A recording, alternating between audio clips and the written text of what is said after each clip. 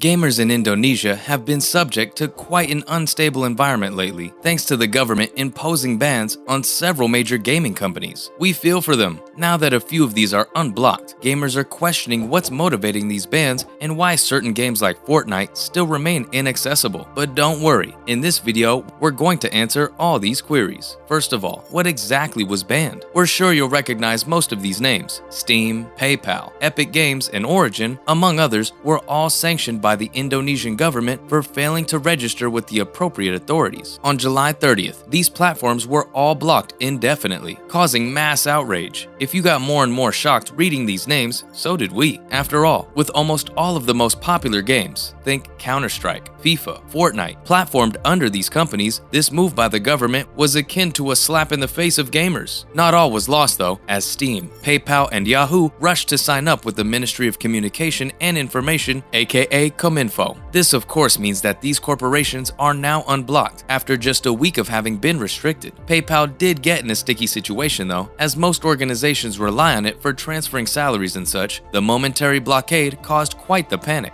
Seeing your transaction freeze in front of your eyes cannot be an enjoyable experience. Even though the app is now up and running, there's no denying that this rushed order has made its effects known. Nico Partners analyst Daniel Ahmed tweeted the news, also mentioning that Epic Game Store and Origin are still yet to comply with the regulation. This has, of course, sparked mixed feelings in the gaming community. On one hand, companies seem to be obeying this law one after the other, but on the other hand, there's no real indication of just how much the government will be monitoring their private data. Seems like a sticky situation. So, what is this elusive law all about? The name is MR5, or Ministerial Regulation 5, if we're being less dramatic. This controversial law was passed by the Indonesian government in November 2020, requiring all digital platforms to register with Cominfo. And if that wasn't enough, provide access to their systems and data as well. Pretty understandably, there was a huge backlash to the legislation, some describing it as a tool for censorship, while others as a risk to privacy, freedom of speech, and access to information of internet users. A particular clause about monitoring content hit close to home for gamers. Games like PUBG and Grand Theft Auto have tasted their fair share of bans under this pretense after all. What is particularly frustrating is the fact that even though MR5 demands censorship of prohibited content, it is extremely unclear what the boundaries for said content are. Talk about half-assed legislation. The statement, any material causing public unrest or public disorder, is so excruciatingly vague that we could, quite literally, sit for days on end trying to fathom an end to this list. Games have always had a certain degree of brashness to them, be it violent images of gore or ruthless missions galore. Hey, that rhymed. So it is certain that they'll come under fire following this law. To add to that, the time frame allotted for rectification is so little that it's almost nothing. Apparently, if the government finds fault with the content of a certain online forum, they will request a takedown in under 24 hours. And wait till you hear this. If said takedown is urgent, the company only gets 4 hours to comply. Well gee, 4 is too much. Surely an hour was enough? When in 2022, the government set the deadline of July 29th for all online corporations to follow through with this law. We saw many hesitate. Some, like Steam, eventually gave in and effectively squashed any rumors of revolt. Confused? Don't be. Basically, as the public sentiment has been geared against this regulation, many hoped the companies would do their best to resist this infringement of their rights. Turns out, it's a merciless capitalist world we're living in, and at the end of the day, corporations just aim to survive as best as they can. Who can blame them? Now, for the platforms that are still blocked, what is the road ahead? Games like FIFA and Fortnite are still banned in Indonesia, which has obviously dealt a blow to the esports community. Having to use VPNs is a hassle after all, and why should the citizens have to resort to that? The almost comical justification given by officials is that this monitoring of games will allow the government to promote foreign partnerships in esports and provide internship opportunities to game studios. Well played, government, but we're 100% sure that no one is buying that explanation. While the gamers wait for these companies to register, many esports tournaments have been forced to postpone or delay their dates. This is sure to affect the income of those that depend solely on gaming as a living, and mind you, there are plenty of them. A potential threat that has developed is that game developers may be reluctant to invest in the country, and if Epic and Origin keep defying the regulation, may even start pulling their businesses out. Okay, but it's not all doom and gloom. Most of these corporations are expected to comply, even if the precise date hasn't yet been settled. We're hoping it's an immediate decision, as delaying it further could have unwarranted unwarranted consequences. Now, in other related news, economic implications of MR5. Countries like Germany and India were already part of the online censorship club, and it seems like Indonesia has officially joined the ranks. There are certain benefits that come along with this. For example, taxation of international tech firms will become way easier, as the government will have full access to transaction data. This, coupled with the permanent value-added tax on digital services, will result in growth in the economy. If you don't get the picture already, this year alone, Indonesia has racked up a whopping $166.8 million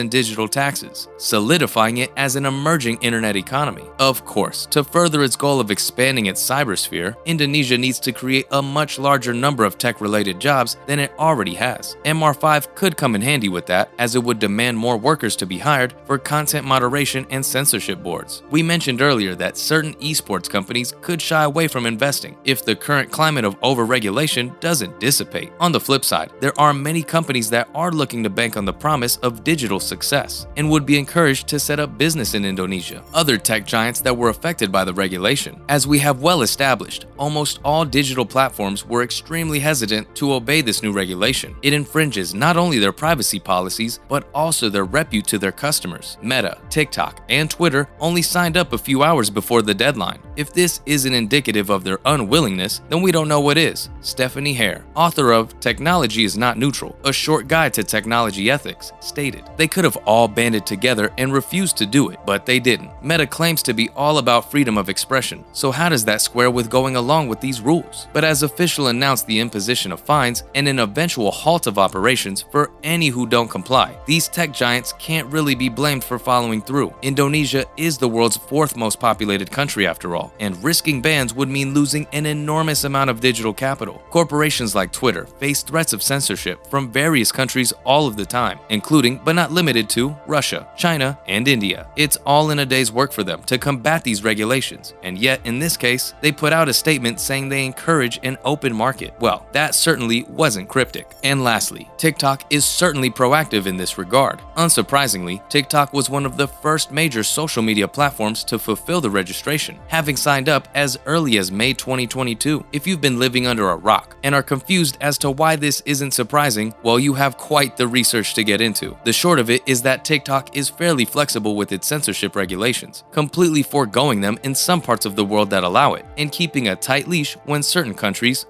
India, require it to do so. It also has seen quite the ample share of bans and sanctions and whatnot, so we think the company has become quite fearless in that regard. Well, folks, that's all the info we have regarding Indonesia's controversial tech laws for you today. If you take one thing from this video, it should be that capitalism is quite a double-edged sword. That's a wrap for this video. Do you have any particular concerns regarding censorship? Let us know in the comments below. Make sure to give this video a thumbs up and subscribe to our channel for more videos like this. See you in the next one.